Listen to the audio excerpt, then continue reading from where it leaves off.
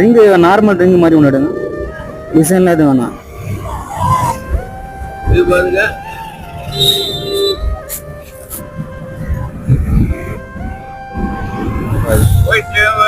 வாங்கிட்டு வரலாமா? போயிட்டு வெள்ளையா இருக்கு.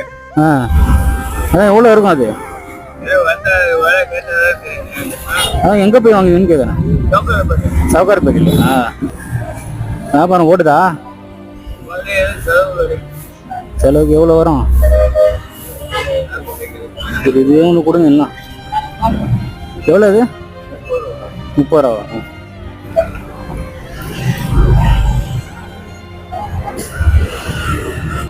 என்ன வச்சுக்கோங்க ஐயா, வச்சுக்கோங்க அதை.